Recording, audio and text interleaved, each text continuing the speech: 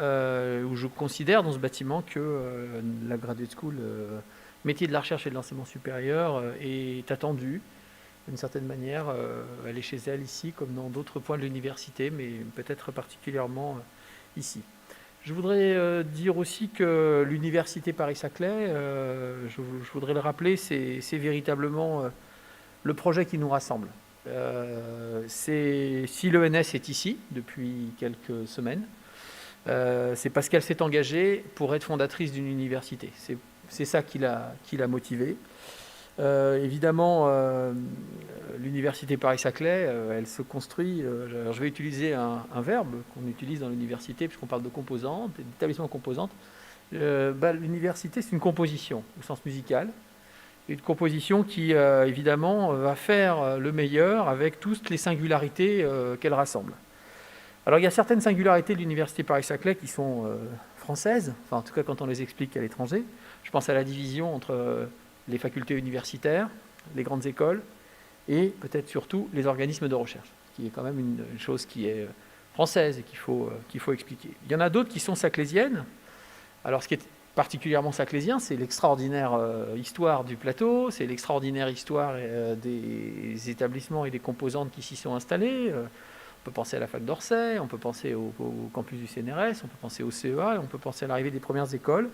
Et puis, ce qui est une singularité aussi, elle est française et saclésienne, c'est c'est une université dans laquelle il y a une école normale supérieure. Alors comme moi, je suis responsable de cette école normale supérieure, je vais vous en dire quelques mots. C'est un peu ce que je me suis dit en venant vous parler. Alors, quand on explique ces choses-là au-delà de nos frontières, on dit en général, en tout cas quand on est dans ma position, qu'une école normale supérieure, ça joue un rôle qui est assez singulier dans le système français. C'est un établissement auquel l'État donne, enfin ce sont des établissements auxquels l'État donne une mission qui est de concourir, de contribuer à la formation des universitaires, des chercheurs, des enseignants. Bon, c'est une mission qui a évolué, hein. On sait tous que les ENS ont évidemment beaucoup changé, mais il reste des constantes. Et j'en retiens une que je voudrais vraiment souligner parce qu'elle est cohérente avec toute l'histoire de ces écoles et de la nôtre. Ce sont des écoles qui sont pensées pour être au service de la communauté universitaire. C'est vrai évidemment pour la communauté universitaire française, mais même au-delà, parce qu'on concourt aussi à des carrières qui vont au-delà de nos frontières. C'est une manière de dire que si on vient ici, c'est parce qu'on veut remplir dans une université une mission que nous complétons à notre manière, qui est une mission qui est évidemment une mission des universités. Parmi toutes les missions des universités, c'est évidemment une mission essentielle, c'est-à-dire de former au métier de l'enseignement supérieur et de la recherche. Et dans un paysage de formation post-bac qui est quand même en France très segmenté entre les grandes écoles, les universités et qui est en plein mouvement, parce qu'on est en train d'inventer et de réinventer. L'école universitaire de premier cycle va en être probablement, et je me tourne vers Isabelle, un fer de lance. On est en train de réinventer ce passage. On sait, historiquement, que ce que nous faisons, nous, dans notre école, c'est d'aller chercher parmi les premiers classés des meilleurs concours ou des meilleures filières pour les amener à des métiers de l'enseignement et de la recherche, c'est-à-dire à l'université au sens large. Si je fais ce détour, c'est parce que je vous accueille en tant que directeur, enfin président d'une école normale supérieure et puis coordinateur, parce que c'est ça le rôle qu'on a bien voulu confier à l'école, de cette école graduée, enfin de cette graduate school. Et c'est pour vous dire une chose qui peut-être sans détour, c'est que si nous étions ensemble, éminents universitaires, si nous étions ensemble sur une planète nouvelle ou sur un plateau de Saclay désert, et si nous devions construire ensemble, avec les moyens que nous donne l'État, une université from scratch, comme on dit, est-ce qu'on ferait ensemble le montage complexe que nous vivons, des écoles, des facultés, des graduate schools, et puis en plus au milieu une ENS, est-ce qu'on ferait ça? Je ne vais pas dire certainement non, mais enfin je vais dire probablement non. Voilà. Je ne dis pas certainement non, parce qu'on trouverait des bonnes raisons de faire un certain nombre de choses qui sont nos singularités. Et on trouverait d'ailleurs de bonnes raisons à en supprimer, de bonnes raisons à en garder, comme on trouve aussi de mauvaises raisons à s'aligner sur un modèle international parfois. Voilà. Est-ce qu'il y a un projet collectif, est-ce qu'il y a un profit collectif, un intérêt collectif pour que dans une université comme celle de Paris-Saclay, c'est-à-dire une université à la fois intensive en recherche, inclusive, tournée vers son territoire, mais aussi tournée vers les missions, au fond, internationales que la France confie à cette université si singulière. Est-ce qu'il y a un intérêt collectif dans cette université à avoir une graduate school animée par une école normale supérieure et qui s'inscrit dans une trajectoire de transformation et de construction d'une université d'un genre nouveau? Alors là, moi je vous réponds, évidemment oui. Évidemment oui. Et c'est le sens, me semble-t-il, de la proposition que nous devons faire ensemble, enfin que vous devez faire avec tous ensemble, qui est de construire avec tous les opérateurs, les facultés, la faculté des sciences, les écoles, les autres facultés, construire ensemble cet outil dont on a besoin autour de grandes idées. Le doctorat voit sa mission réaffirmée et doit voir sa mission réaffirmée. Il y a un enjeu puisqu'on sait que le nombre de docteurs a cessé d'augmenter alors que la France réaffirme dans plusieurs contextes qu'on a besoin de docteurs formés à très haut niveau dans différents postes des métiers de l'enseignement supérieur et de la recherche, mais au-delà. L'accompagnement des étudiants à haut potentiel et se projetant vers les études longues est un des challenges qu'il faut que l'on saisisse en allant chercher les étudiants partout, dans la grande diversité sociale que le pays nous offre et que nous sous-exploitons. La formation à ce qui constitue une carrière, car faire des carrières universitaires, ce sont des carrières, ce sont des moments de professionnalisation. C'est un travail, formé à ces carrières, c'est un travail qui doit être fait et qui doit être défendu et expliqué, d'autant plus que les conditions de carrière sont difficiles. Et c'est la raison, me semble-t-il, pour laquelle on a envie de se réunir ensemble autour de cette école graduée, métier de la recherche et de l'enseignement supérieur. Alors, je présume qu'on parlera dans cette assemblée et au-delà de la question de l'inventaire de toutes les initiatives qui sont portées en différents lieux sur l'incitation à des études longues et à la recherche et au doctorat et au métier de l'enseignement supérieur. On parlera certainement de formation transverse aux différentes composantes, puisque c'est une des missions, enfin aux différentes composantes et graduate school, puisque c'est une des missions de cette graduate school d'être transverse, enfin, c'est une de ses propriétés. On parlera probablement des magistères, on parlera probablement des PhD track, on parlera probablement des diplômes des uns et des autres, le diplôme ENS en faisant partie notamment. Moi, j'insisterai sur aussi la mission, et ce sera mon dernier mot, d'expérimentation. Je pense que c'est une des choses qu'il faut que l'Université Paris-Saclay fasse. Il faut qu'elle soit non seulement un festin pour les étudiants, l'Université Paris-Saclay, et de ce point de vue-là, on peut espérer que la Graduate School des métiers de la recherche et de l'enseignement supérieur concourra à ce festin. Et ce festin, c'est aussi donner à manger aux étudiants des choses peut-être inédites, nouvelles, en proposant des formations qui peuvent être transverses aux différentes graduate schools, qui peuvent se porter sur des sujets émergents ou attendus par les générations que nous avons à accompagner et à former. Et donc, nous devons là-dessus travailler ensemble et construire. Et je pense que cette graduate school pourra jouer son rôle. Voilà, là aussi, en tout cas, le coordinateur que je suis, en tant que responsable d'un établissement à qui l'on confie la coordination de cette graduate school, notre établissement sera le plus possible au rendez-vous. Voilà, alors je ne vous cache pas qu'arriver ici, sur le plateau de Saclay, a été un long chemin, je le rappelle quand même aussi, parce que c'est pour ça, au fond, qu'on se réunit tous. Ça a été pour nous, en tout cas, la communauté de l'école normale, anciennement école normale supérieure de Cachan, un chemin qui a été long.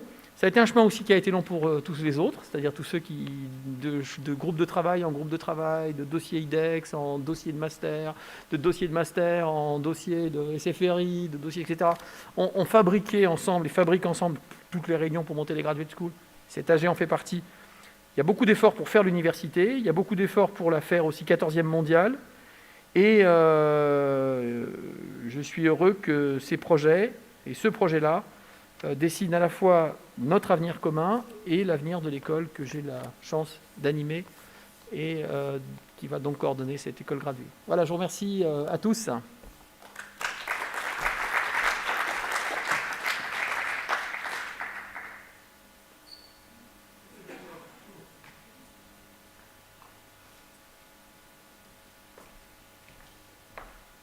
Donc merci Pierre-Paul, je laisse la parole à Isabelle Desmachis. Merci. Donc voilà, oui, je suis effectivement vice-présidente en charge des formations, donc ce qu'on appelle en particulier la commission de la formation et de la vie universitaire et également formation et innovation pédagogique, c'est-à-dire avec une équipe dont fait partie Claire Lartigue, en tant que vice-présidente adjointe sur le collège Master, Lorraine Godard, que vous connaissez peut-être, sur le collège premier cycle, et puis Elisabeth Dufour-Gergam, qui assure une mission autour des programmes transverses, justement, dont on parlait, et prospective métier. Donc en fait, une équipe formation qui, donc aujourd'hui, est évidemment très intéressée par la réflexion des graduate schools, les graduate schools qui sont des structures de coordination dans notre université et qui vont donc être les interlocuteurs privilégiés sur la partie formation, recherche, innovation, dans des tas de dimensions, mais en tout cas pour le périmètre qui nous concerne sur les formations, justement, on va travailler ensemble dans une interaction sur la co-construction de la stratégie de formation dans toutes les dimensions qu'elle peut avoir.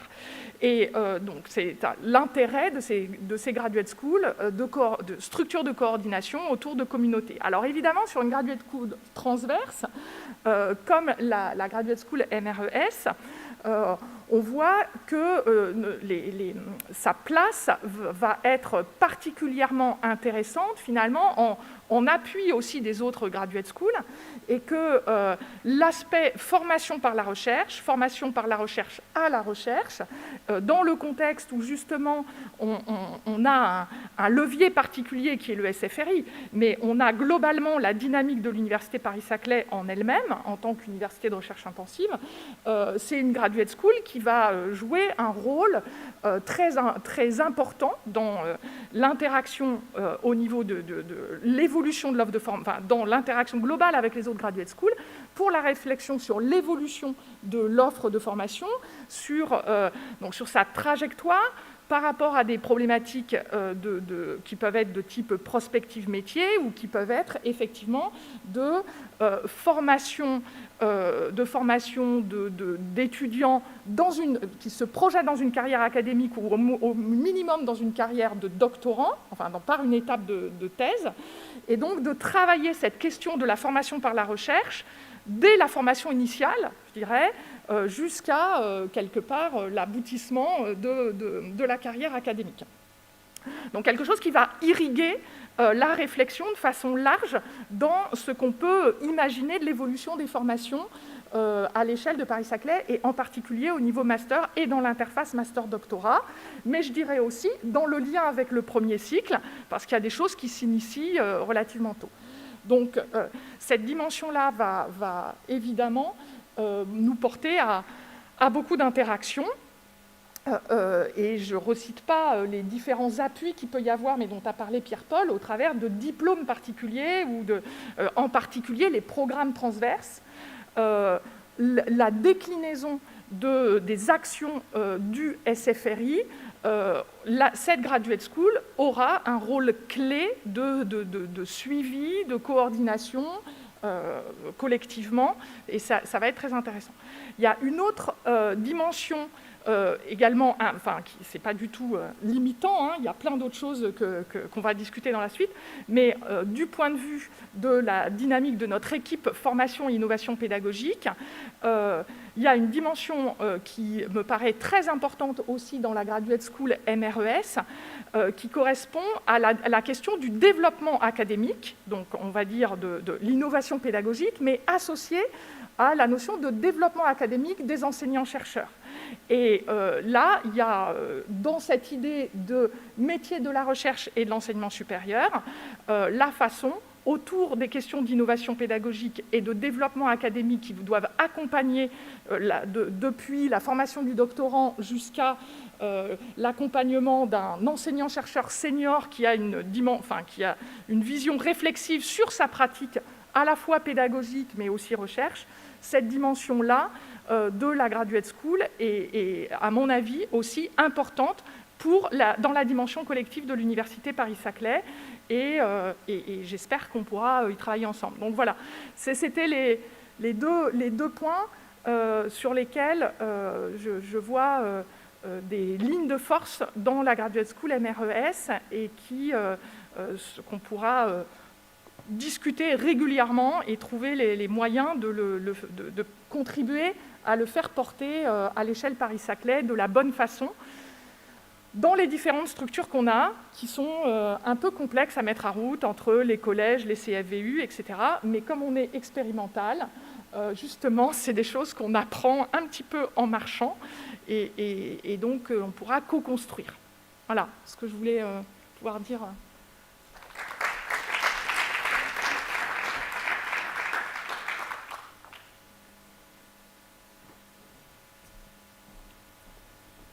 Merci Isabelle.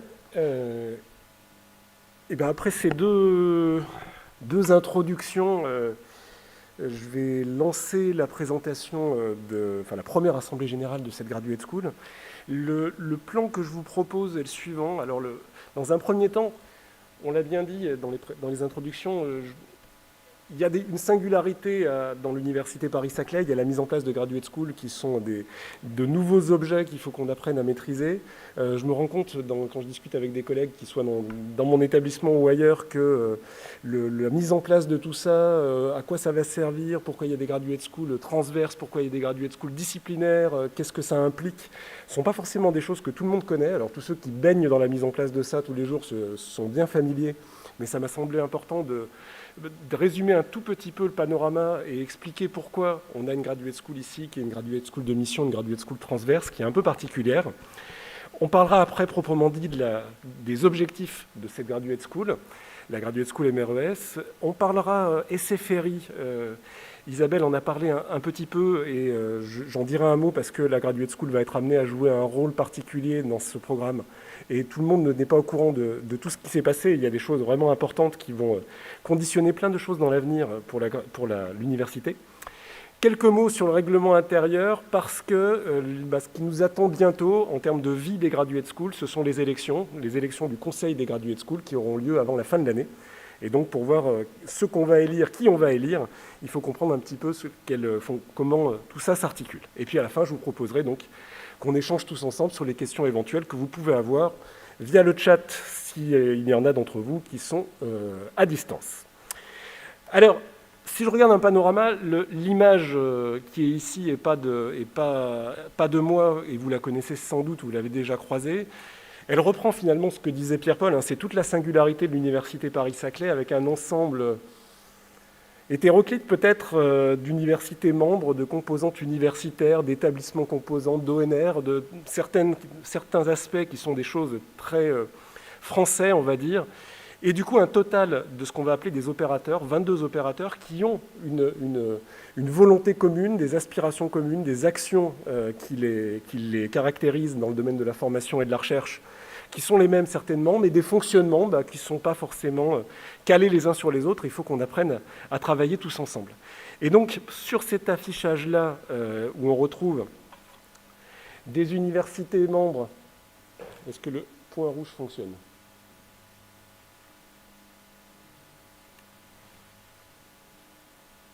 Oui, mais il est faiblard. Il est... Ah. Bon, on va faire ça. Donc, des universités membres, des composantes universitaires et des établissements composantes. L'idée a été d'ajouter ces nouvelles structures, tout ce qui concerne le premier cycle, on en a parlé tout à l'heure, Isabelle en a parlé et Pierre-Paul aussi, l'école universitaire de premier cycle. Et ce qui va nous intéresser ici, ce sont les graduate schools, qui sont finalement une sorte de nouvelle grille de lecture des activités qu'il y a au niveau de l'Université Paris-Saclay, avec ici les opérateurs, nos 22 opérateurs, qui chacun a des actions dans différentes thématiques, notamment disciplinaires. On peut imaginer que certains opérateurs ont des activités autour des mathématiques, autour de la physique, autour du droit.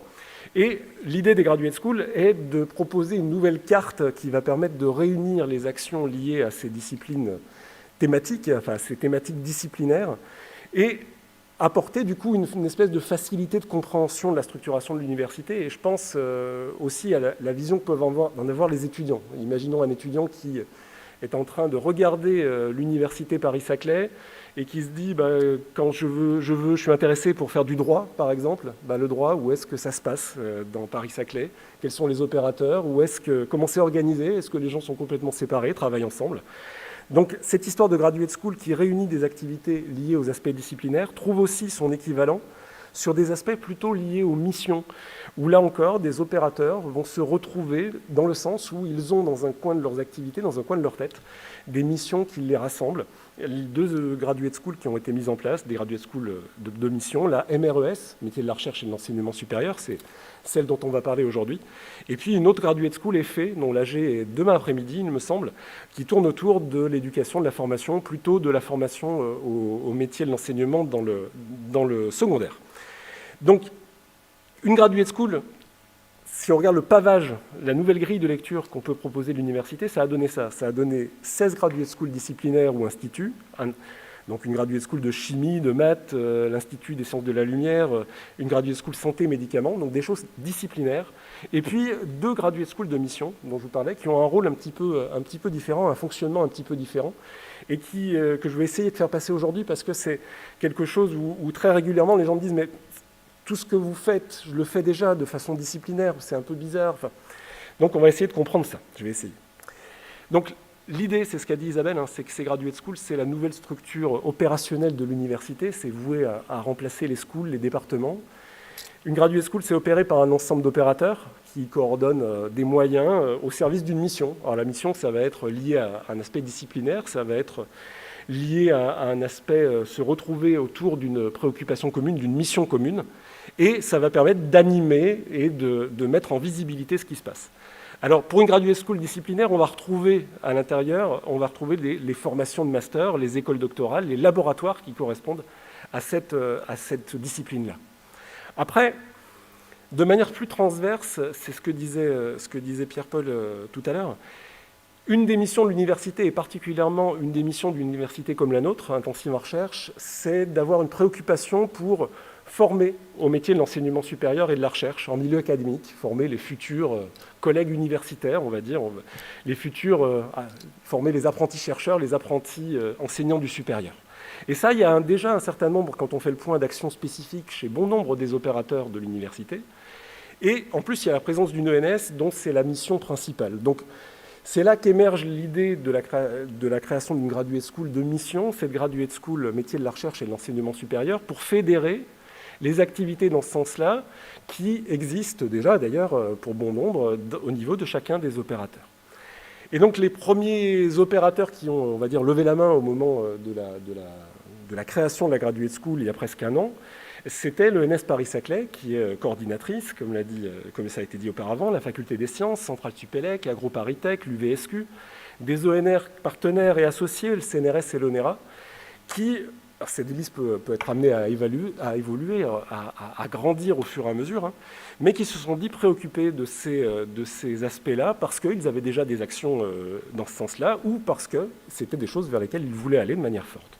Donc ça introduit aussi la notion que les éléments de formation, on parlait tout à l'heure des masters disciplinaires qui apparaissaient dans les graduate schools disciplinaires, vont pouvoir avoir aussi un rattachement secondaire à une graduate school de mission en fonction de l'objectif que va avoir ce master-là.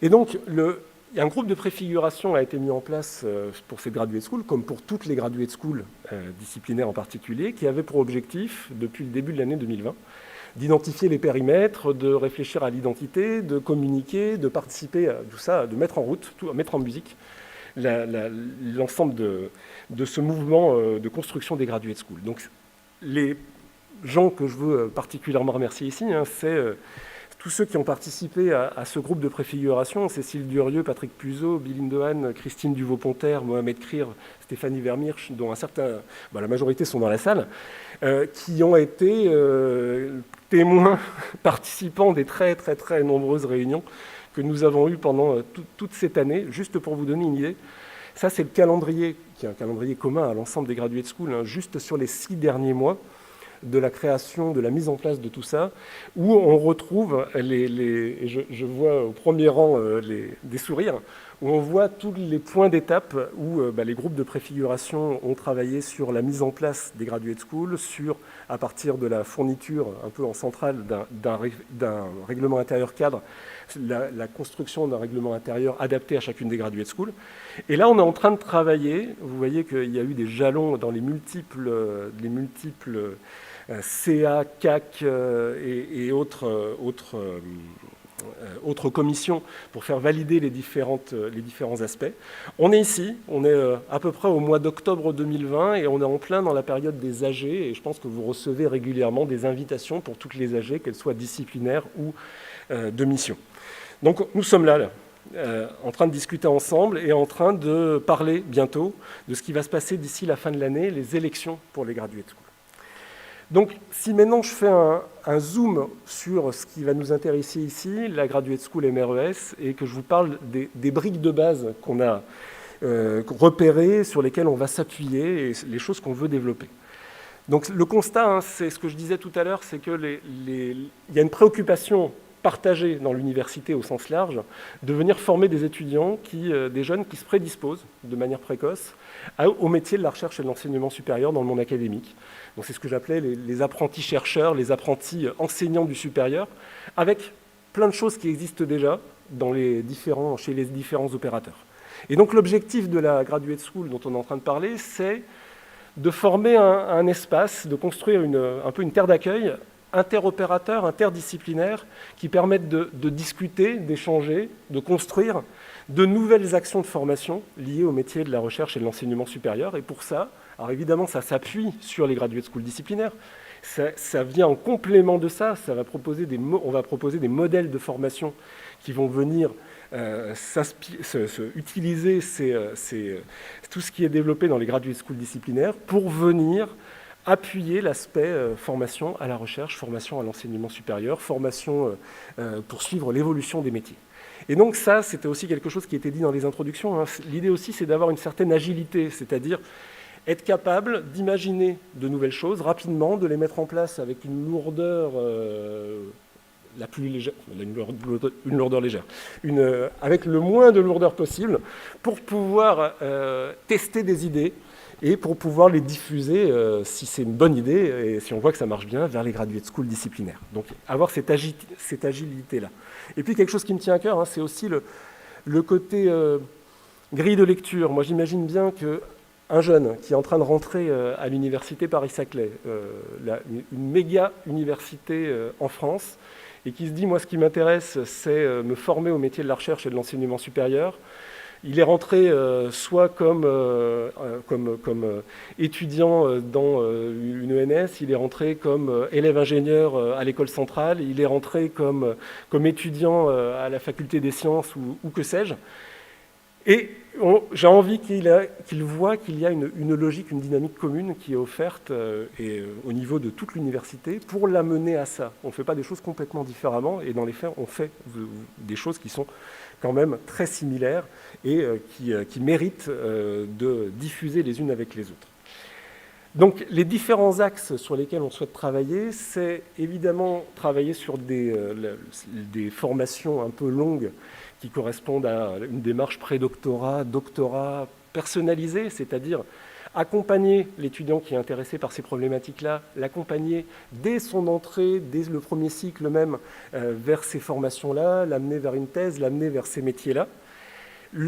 Proposer des actions un peu plus spécifiques, des années de recherche thématiques qui vont pouvoir lui permettre de compléter sa formation disciplinaire sur des thématiques qui sont un peu up-to-date, qui sont des choses sur lesquelles il est intéressant de venir compléter sa formation. C'est coordonner les aspects formation à l'enseignement supérieur, et puis, c'est ce que disait Isabelle, c'est participer aussi à une action un peu globale de coordination de l'innovation pédagogique au niveau de l'université, avec tous les autres qui vont y participer, bien entendu, mais sur la formation des doctorants, la formation des enseignants-chercheurs confirmés. Et donc, les briques de base, et vous allez retrouver des choses que vous connaissez tous, c'est finalement être un endroit où on va pouvoir discuter, partager, faire évoluer des idées autour de modèles de parcours, de modèles de formation. Alors, modèles de formation qui peuvent être ce qu'on a appelé des intensifs longs, c'est-à-dire l'idée d'avoir des espèces de packages un peu longs destinés aux étudiants qui vont, en s'appuyant sur un master disciplinaire, venir ajouter des choses, ajouter une année de pré-master, ajouter une année spécifique, c'est ce qui se fait dans le cadre du diplôme de l'ENS à l'école normale. Dans le cadre d'un magistère où on va proposer, en plus d'une année de pré-master, un M1, un M2, des renforcements à destination de la préparation des étudiants à ces métiers de la recherche et de l'enseignement supérieur. Des intensifs qui peuvent être basés sur un diplôme d'ingénieur. L'idée, et il y a des choses qui sont déjà dans cette dynamique-là au niveau de l'école centrale, que d'ajouter à la formation en 3 ans des ingénieurs une préparation au métier de la recherche tout au long du parcours pour un volet d'étudiants qui ont cet appétit-là au démarrage. Et puis, comme je vous disais, des actions plus spécifiques, plus courtes, qui peuvent donner lieu à l'obtention d'un DU. Ça peut être un parcours de recherche thématique, une année de recherche prédoctorale. Le fait de se préparer en faisant un M2 FE-Sup, de se préparer au métier de l'enseignement supérieur. Et puis, des actions beaucoup plus ponctuelles, ces formations dont je parlais, qui vont être à destination des doctorants, à destination des chercheurs plus confirmés, participer à cette dynamique-là. Quelques exemples. À l'ENS, on a un format qui a été lancé en 2019, qui est un modèle d'années de recherche liées à une thématique qui est un peu en émergence et sur lequel on propose à des étudiants qui ne sont pas forcément d'une discipline donnée, de s'intéresser pendant une année, en supplément de leurs compétences disciplinaires, à une thématique précise. Donc on a typiquement une année qui s'appelle ARIA, qui est une année de recherche en intelligence artificielle, et dans laquelle, depuis 1 an, 2 ans maintenant, un certain nombre d'étudiants de tous nos départements peuvent participer. En mai 2020, on a discuté au sein de la Graduate School MERES, avec les préfigurateurs que nous étions, on a discuté avec le centre Quantum de l'université Paris-Saclay pour voir ce qui se passait autour du quantique, et puis dans la discussion est arrivé le fait qu'il n'y avait pas, pour l'instant, d'action de formation qui était complètement construite, et que c'était vraiment un point intéressant. Et donc, en 3 mois, il y a une année qui s'appelle Année de recherche en techno-quantique, Artec, qui a été construite, qui est commune à l'ENS, commune à la faculté des sciences, qui va donner lieu à un DU de l'université Paris-Saclay à la fin de cette année-là, qui a été lancé. Donc l'idée ici, c'est d'avoir ce qu'on souhaite dans cette graduate school, un effet un peu catalyseur, partager les bonnes idées, les modèles de parcours, et puis voilà, et les faire diffuser après dans des GS disciplinaires si les choses peuvent se lancer. Une autre idée sur laquelle on est en train de travailler, ce sont des exemples, c'est le constat que chez beaucoup d'opérateurs, il y a une volonté, pour un certain nombre d'étudiants, d'avoir une immersion précoce et forte dans les laboratoires. Alors ça s'appelle en fonction de l'établissement dans lequel vous êtes, un TER, travail d'études et de recherche, une étude de cas, un stage de première année, une étude biblio. Chacun reconnaîtra le vocabulaire. Mais c'est la même, finalement, la même idée, va être de permettre à des étudiants d'aller dans les laboratoires, d'être suivis par des enseignants-chercheurs, de voir ce qu'ils font, de travailler sur des sujets qui sont liés à la recherche.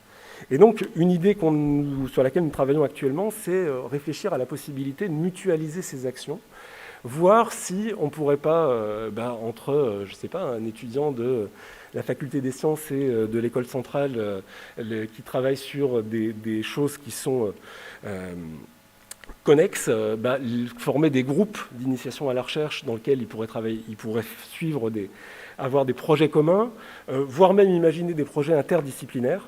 Donc, en tout cas, montrer à ces étudiants-là qui sont dans cette logique être au contact de la recherche le plus vite possible et le plus tôt possible, qu'il y a une dynamique au sein de tous les établissements et que c'est intéressant et qu'ils voient que dans l'établissement d'à côté, dans la composante d'à côté, il y a les mêmes qui sont en train de le faire un peu différemment, mais qui sont aussi en train de travailler dans cette direction-là. Un dernier exemple, plutôt lié aux aspects communication. Alors, il y a eu une présentation il n'y a pas très longtemps de toutes les graduate schools qui faisaient un point d'étape pour dire ce sur quoi elles travaillaient, quelles étaient les actions qu'elles voulaient lancer. Et puis, il y avait la question d'organiser des séminaires sur ce qu'est une thèse, construire des discussions, enfin amener les étudiants à discuter avec des chercheurs, avec des doctorants. Et donc c'est quelque chose qu'on retrouve bien entendu, enfin qui existe déjà. C'est pas des choses totalement nouvelles, et c'est des choses qui évidemment vont perdurer et s'intensifier dans le futur. Et donc ce qu'on peut imaginer faire dans le cadre de la Graduate School, c'est en complément et ouvert à tous les doctorants, tous les étudiants, organiser des choses plus transverses, plus important, on va dire, en termes de volume, de volume de participants.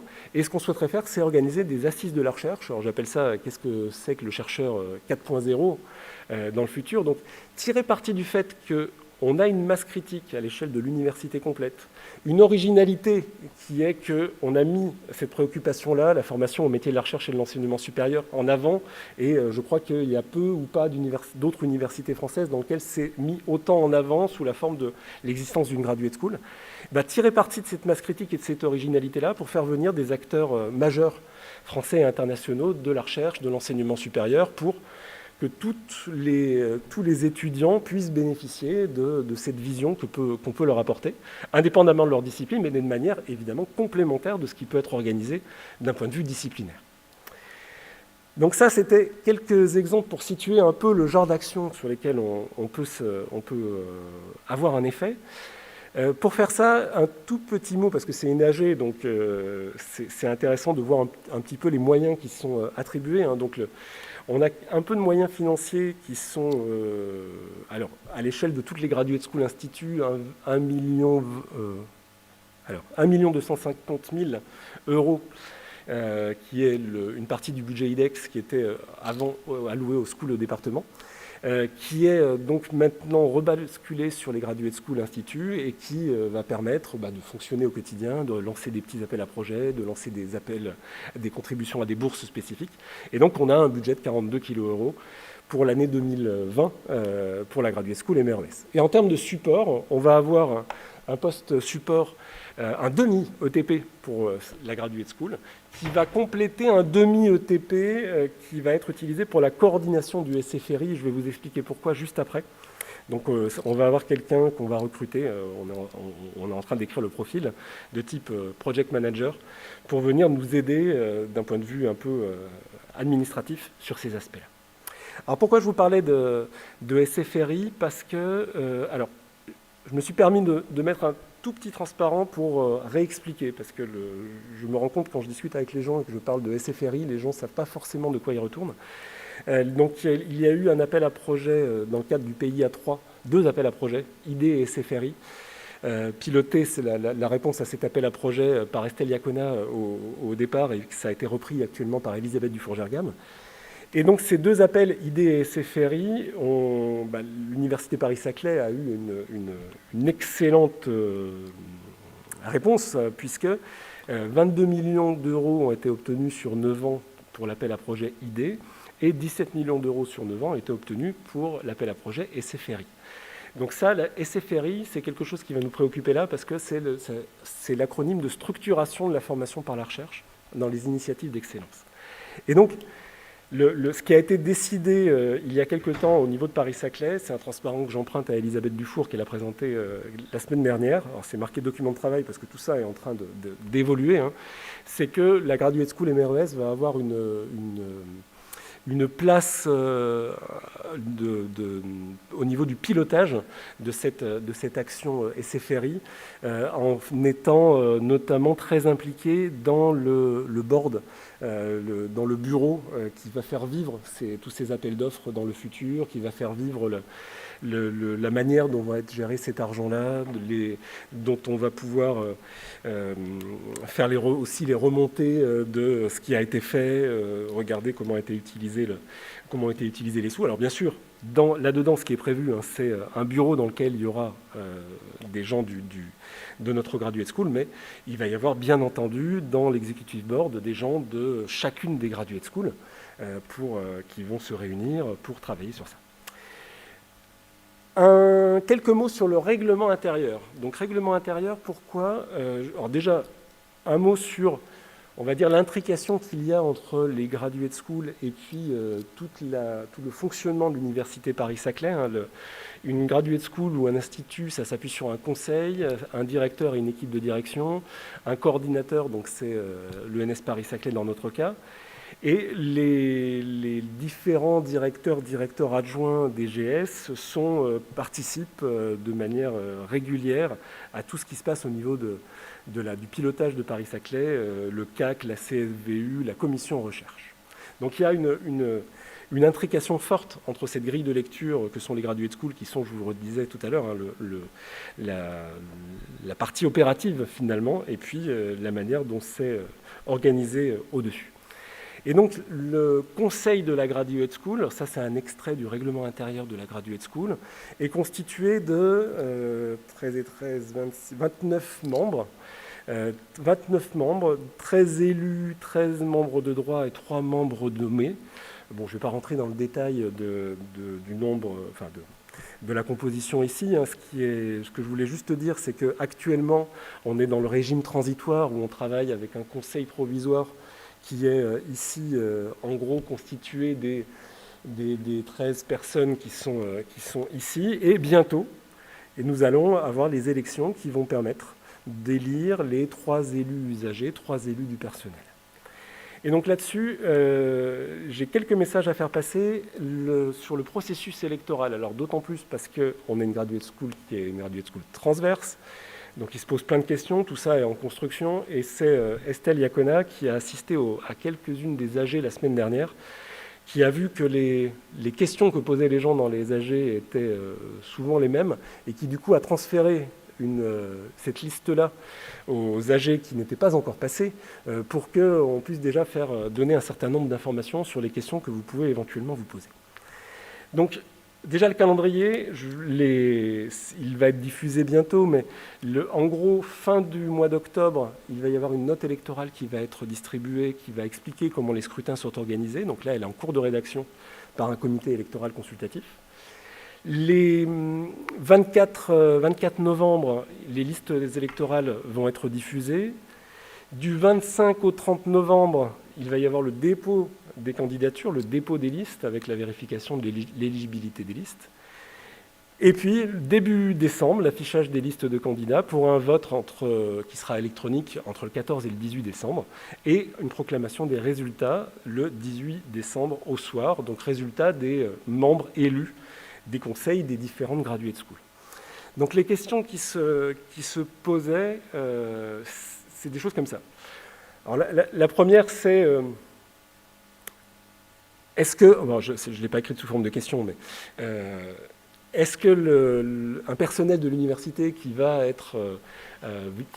voter dans une graduate school sera rattaché à cette graduate school? Donc le message qui passait, c'était non, les personnels, ils sont affectés toujours à leur établissement, leur composante, leur ONR comme avant.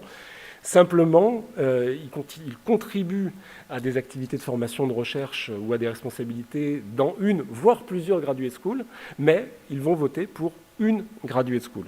Et cette graduate school-là, ils vont la choisir pour ce qui est de la graduate school disciplinaire, et ils vont avoir le droit de voter pour une et une seule graduate school disciplinaire ou thématique. Et ça, ce choix, c'est un choix personnel qui est guidé par, a priori, l'implication, la contribution que peut avoir chacun dans une ou l'autre des graduate schools. Mais chaque personne peut aussi voter une deuxième fois pour une graduate school transverse, en plus de sa graduate school disciplinaire.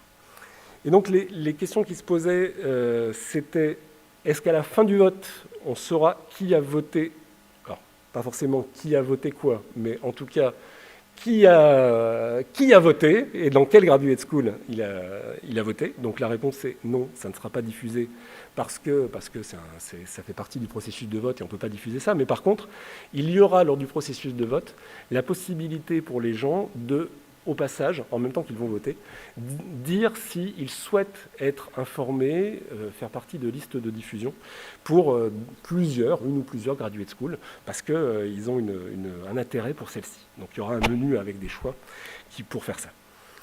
Une autre question, c'est quand est-ce qu'un électeur fera le choix de la graduate school dans laquelle il vote. Alors ça, pour les graduate schools disciplinaires, c'est au moment du vote qu'il va faire le choix. Donc directement sur la plateforme, il va pouvoir dire « Je choisis de voter pour telle graduate school et je vote pour tel bulletin » entre guillemets. Pour les graduate schools transverses, c'est encore en cours de définition. Ça ne sera certainement pas exactement la même chose pour la graduate school FE et pour la graduate school MRES, mais pour MRES, il y aura certainement la possibilité qui sera offerte à l'ensemble des personnels de voter dans cette graduate school-là s'ils le souhaitent, s'ils voient un intérêt aux activités qui s'y passent, ils pourront le faire. Et deuxième point, c'est un usager, cette fois-ci, donc un étudiant, un doctorant électeur, quand fera-t-il le choix? Alors là, c'est un peu différent. Pour les graduate schools disciplinaires, un usager fait partie d'une formation de master, d'une ED, donc a priori, il y a une logique à ce qu'il aille voter dans telle ou telle graduate school, et ça, il y aura une extraction des listes qui sera faite en début novembre, et qui permettra de dire telle personne doit voter à tel endroit si jamais il vote. Pour les GS transverses, donc là aussi c'est une discussion qui est en cours, ce ne sera pas forcément la même chose pour les deux graduate schools, mais là encore on est sur quelque chose qui devrait être assez souple pour ce qui concerne la graduate school MRES. Donc voilà, j'ai terminé ce petit panorama, il est temps d'échanger. Alors la conclusion, c'est le message que j'essaie de faire passer, c'est que cette graduate school-là, c'est un espace, une espèce de maison dans laquelle les gens vont pouvoir partager les actions qui sont liées à ces métiers, à la formation, à ces métiers de la recherche et de l'enseignement supérieur. Il y a beaucoup d'actions qui existent déjà. On les fait tous différemment ou pas. Quand on en parle avec des collègues d'autres établissements, on se rend compte que finalement, au bout de 2 heures de discussion, sous des vocables totalement différents, ce qu'on fait était quand même très similaire. Il y a des choses qui sont beaucoup plus claires parce que tel ou tel opérateur a déjà mutualisé tel ou tel parcours, et donc ce sont déjà les mêmes choses qui sont suivies par les étudiants. L'idée, c'est que ça permette d'imaginer de nouveaux parcours, de donner des idées, de construire des choses nouvelles, et puis de les tester. C'était aussi une des idées qui était énoncée tout à l'heure, pour après que ça s'inscrive de manière pérenne dans le fonctionnement de l'université, mais qu'on puisse le faire de manière souple. Donc c'est une structure qui est transverse en ce sens-là. C'est une structure qui a qu'il faut construire ensemble. Tout est à créer dans tout ça. Mais on va être plein pour le faire. Je vous remercie. Et puis maintenant, on a tout le temps de discuter si vous avez des questions sur ce que je viens de raconter.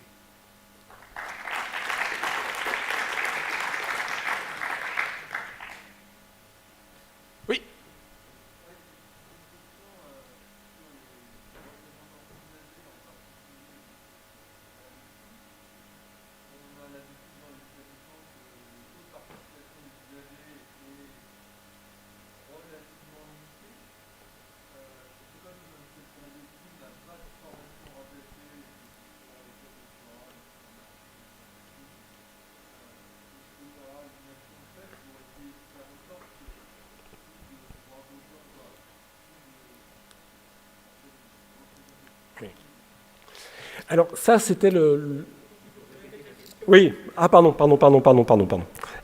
Oui, donc la question était comment pallier le risque qu'il y ait peu d'électeurs usagers du fait peut-être du faible rattachement de ces électeurs-là à cette graduate school transverse. Ça résume le... Donc ça, c'est tout le sens du travail qui avait été fait au mois de mai, où chacun d'entre vous avait dû, pour les éléments de formation dont il s'occupait, préciser quels étaient les rattachements. Je ne sais pas si vous vous souvenez, les choix rattachements A, B, C, D, en fonction du degré de rattachement qu'il pouvait y avoir. Alors, vous pouviez avoir des éléments de formation qui étaient rattachés à deux graduate school parce que c'était vraiment à cheval entre ces deux-là. Et il y avait aussi la possibilité d'avoir un rattachement à des graduate school transverses parce qu'elles allaient dans une direction dans laquelle l'élément de formation était particulièrement naturellement impliqué. Donc ça, il y a ce travail qui a été fait. Il y a eu alors peut-être que ça n'a pas eu, parce que c'est ce qu'on disait tout à l'heure, tout se construit au fur et à mesure. Le résultat de cette grande matrice des rattachements et peut-être pas celui qu'on aurait maintenant que toutes les graduate schools ont été présentées, qu'on sait comment tout ça va s'emboîter. Mais il y a quand même un certain nombre de formations qui sont rattachées en secondaire à cette graduate school-là. Après, il y a une réflexion aussi sur le fait de dire des doctorants qui ne sont pas dans une ED rattachée à ça, mais qui suivent un parcours de formation dans leur parcours de formation doctorale qui est lié au métier de l'enseignement supérieur, de manière naturelle, devraient pouvoir voter dans cette graduate school. Donc ça, tu as raison, c'est un point sur lequel on est en train de travailler pour préciser ça.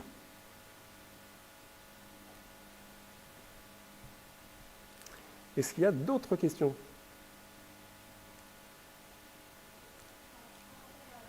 D'autres réponses ? Ah oui.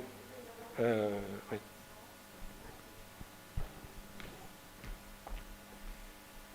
Oui, par rapport à ces points-là, alors moi où j'en suis des informations,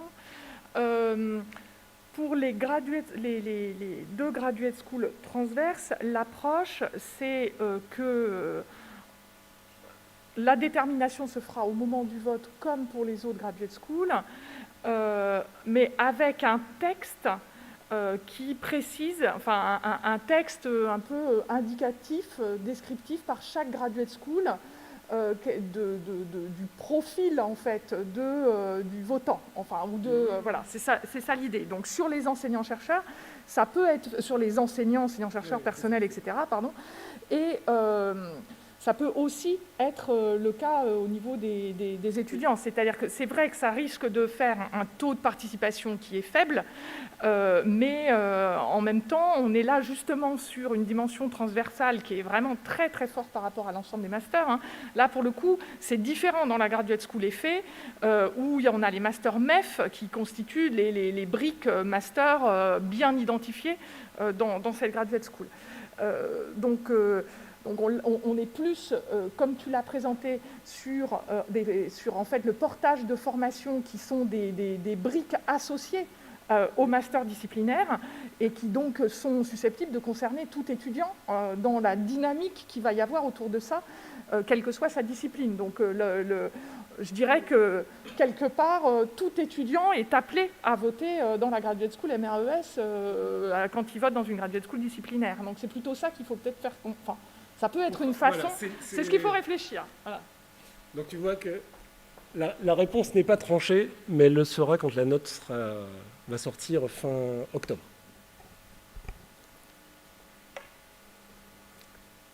Est-ce qu'il y a d'autres questions ? Oui.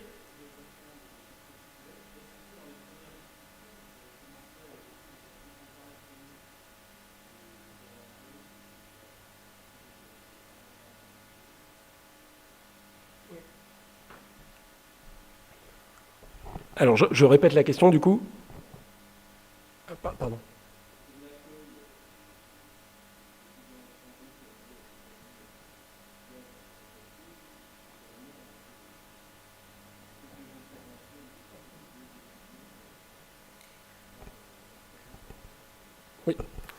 Donc je répète la question du coup. La question était quid de la formation, enfin de l'aspect international, qu'il soit entrant ou sortant, c'est-à-dire l'accueil d'étudiants qui viendraient de l'international et qui s'intéresseraient à ces carrières-là, ou à l'inverse, le fait d'utiliser les aspects internationaux pour venir compléter la raquette, on va dire, des gens qu'on forme à l'enseignement supérieur et la recherche. C'était la question. Donc oui, c'est un des aspects sur lesquels on a commencé à discuter, où effectivement on a des pistes de réflexion pour formaliser ça. Alors ça va faire partie d'un petit chantier, on va dire, pour formaliser ça et proposer effectivement de manière peut-être un petit peu centralisée des possibilités à des étudiants avec des partenaires internationaux que l'on peut avoir d'aller à l'étranger dans des cadres de programmes d'échange un petit peu formalisés, ou inversement, on va pouvoir accueillir des étudiants qui seraient dans ce type de formation-là à l'étranger pour venir faire des mixtes. Donc oui, ça fait partie des choses importantes sur lesquelles on va travailler. Oui, tout à fait.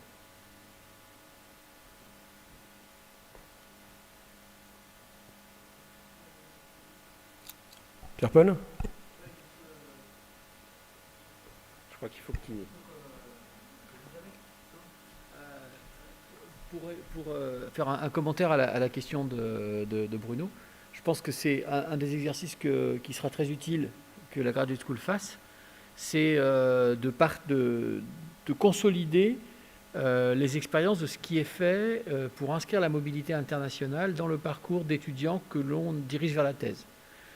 Je suis plus familier et plus à l'aise pour parler de ce que nous avons fait, par exemple, dans l'établissement ENS, puisque on a mis, par exemple, en place les années de recherche prédoctorale à l'étranger, avec un format qui est un format de formation. C'est-à-dire qui n'est pas un format simplement de mobilité et de découverte d'une mobilité, mais un format d'immersion dans un laboratoire avec un volet formation, suivi, soutenance d'un papier, etc. C'est un exemple, et je ne parle que de ce que je connais, mais je pense que ce qui sera intéressant, c'est de consolider ces différentes expériences et de voir typiquement si on est susceptible d'élaborer, alors pas forcément élaborer ensemble le même format, pas forcément élaborer de la même manière, mais de faire le bilan de ce que l'on pourrait faire un peu plus dans cette direction. Là, pour le coup, c'est ma réponse, Bruno, est sur la mobilité sortante, hein, en l'occurrence. C'est typiquement l'exemple, enfin, je vois dans les discussions qu'on a au sein de la Graduate School, c'est les questions qu'on se posait au tout début entre établissements, que nous connaissions finalement peu, c'est comment ça se passe chez toi. Bon, et puis s'en suivait une explication sur ce qui existait. Il fallait du temps pour qu'on parle le même langage, c'est ce que je disais tout à l'heure. Et du coup, déjà, il y a des choses où les gens se sont dit, ah bah tiens, ça m'intéresse, c'est quelque chose que j'ai pas chez moi. J'ai des étudiants qui sont intéressés pour faire l'équivalent de l'année ARP que proposait Pierre-Paul. Mais j'ai pas de format pour leur offrir ça, j'ai pas de cadre pour leur offrir ça, parce que c'est pas inscrit dans mon fonctionnement d'établissement habituel.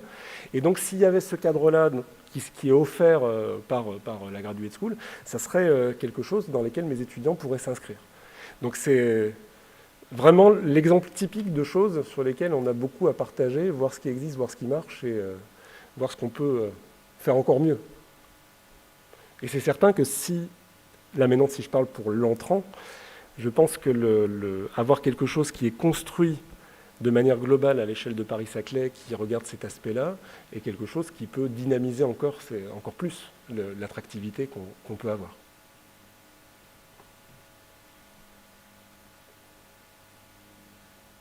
Oui.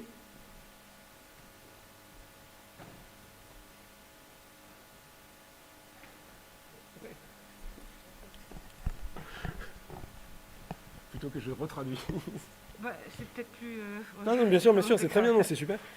D'accord, donc je suis Maryse Bresson, donc je voudrais parler à un double titre du coup. D'abord, je suis co-directrice de la Maison des sciences de l'homme Paris-Saclay. Et donc, alors dans le programme ou dans les priorités de la Maison des sciences de l'homme Paris-Saclay, il y a de construire des formations avancées à la recherche. Donc, du coup, voilà, je voulais dire aussi qu'il y avait une possibilité de construire des choses ensemble, peut-être avec la Maison des sciences de l'homme, notamment sur le volet sciences humaines et sociales, mais pas seulement, puisqu'on cherche à la MSH à développer la pluridisciplinarité, y compris avec les sciences. Donc il y a peut-être des volets de formation qui, j'allais dire, sont transverses justement aux disciplines, et notamment de formation ou de recherche aussi d'ailleurs, hein, sur lequel il y a peut-être des choses à construire également. Donc pour l'instant, ce n'est pas très formalisé, mais c'est quand même une possibilité que je voulais ouvrir. Et également, du coup, je suis dans l'équipe provisoire du directoire de la Graduate School EFE, qui est l'autre Graduate School transverse, avec laquelle il y a aussi des liens qui peuvent être développés. Mais, on en a déjà un petit peu parlé, hein, donc c'est certain qu'il peut y avoir des éléments, puisque EFE, ça veut dire éducation, formation, enseignement. Donc il y a cette dimension. Alors c'est vrai que la brique de base n'est pas la même, puisque là, il s'agit notamment des formations, des masters qui préparent soit au concours de professeurs des écoles, soit au CAPES, soit il y a aussi les MEF4 pour formation de formateurs. Mais il y a quand même aussi, par exemple, sur les agrégations internes, hein, des formations qui peuvent être communes, et donc sur lesquelles il y a aussi des partenariats à développer. Voilà. Donc je voulais juste rappeler... Merci beaucoup. Merci. Je vous avais dit que la liste des gens qui avaient levé la main à l'époque allait grossir. Oui.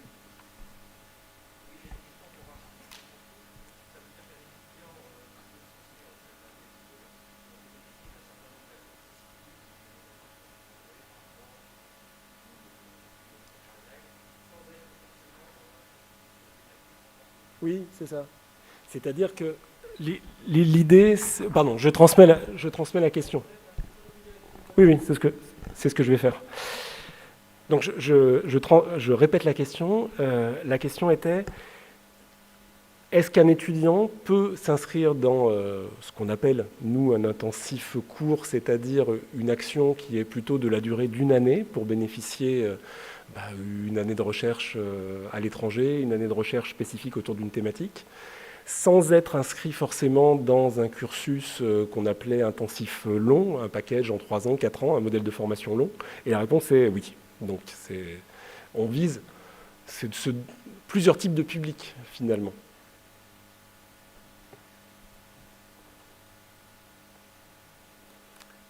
Est-ce qu'il y a une autre question?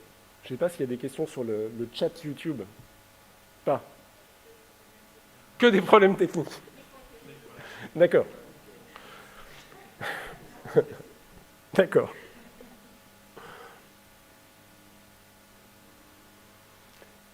Une dernière chance de poser une question.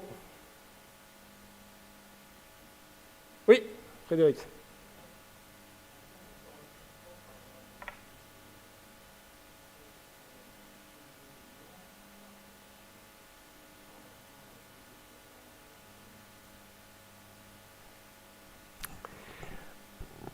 L'idée, la question, c'est, en termes de formation propre, que va-t-on trouver dans la Graduate School, mis à part les formations spécifiques pour les doctorants au métier d'enseignement supérieur, par exemple.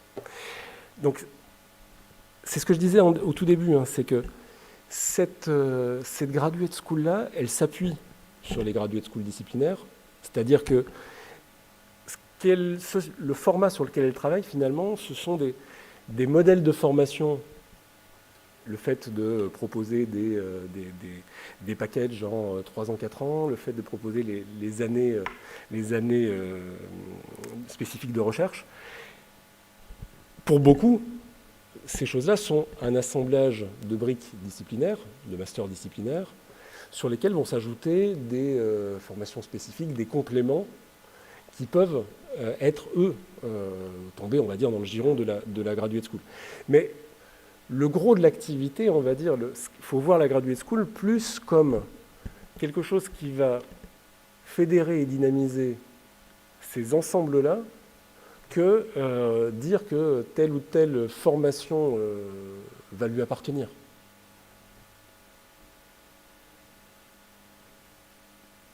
Peut-être. Oui.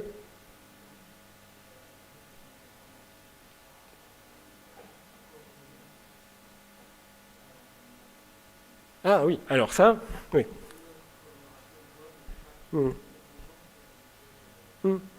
Alors, oui, tout à fait. Alors, la question est, donc, question un peu différente, c'est lorsqu'on est en train de penser aux formations doctorales, qui pour l'instant sont coordonnées par chacune des composantes, est-ce que la graduate school, mais on peut se poser la question, est-ce que les graduate schools au sens large auraient sont voués à être les pilotes de ces formations doctorales transverses. Donc en l'occurrence, pour la formation à laquelle on pense ici, qui est la formation à l'enseignement supérieur, l'idée qui a déjà émergé, elle est positive, c'est effectivement ça. Alors après, moi je serais tenté d'aller plus loin, c'est que il y a quelques années, pour ceux qui n'ont pas forcément suivi, l'idée a été de rationaliser l'offre de formation pour les doctorants, en disant, plutôt qu'un doctorant picore des éléments de formation, on va lui proposer de suivre des parcours, c'est les parcours métiers de docteur, de suivre des parcours que l'on va pouvoir valoriser à la fin, parce qu'il aura suivi une succession de cours qui iront dans une logique de se préparer à tel ou tel métier. Donc, à l'issue de ces parcours-là, l'idée maintenant, c'est de mettre un diplôme universitaire, un certificat, un label, enfin quelque chose qui permette de sanctionner le fait que l'étudiant a fait l'effort de suivre un parcours coordonné. Et donc, je pense que ces parcours-là, il y en a 7, 8 au niveau de Paris-Saclay, pourraient tous avoir un avantage à être coordonné par une des graduate schools, parce que ça aurait un poids, je pense, de dire que le diplôme, le label in fine, est donné par la graduate school qui est la plus tournée vers ces problématiques-là. Et on en a déjà discuté pour la graduate school MRES pour ce qui est du parcours enseignant du supérieur. Donc effectivement, c'est elle qui va être en charge de piloter ce parcours-là d'un point de vue, on va dire, vraiment pilotage, mais pas le pilotage administratif qui va être confié à la maison du doctorat, comme pour les autres. Mais c'est peut-être quelque chose qui va aussi concerner les autres graduate schools dans le futur, et les autres parcours. Mais ça, je ne peux pas te dire.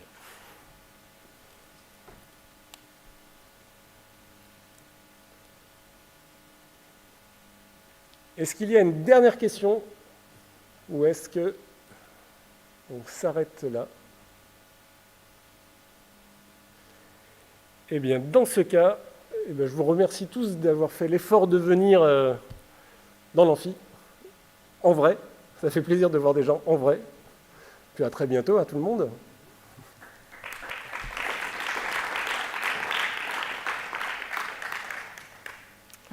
Bon après-midi.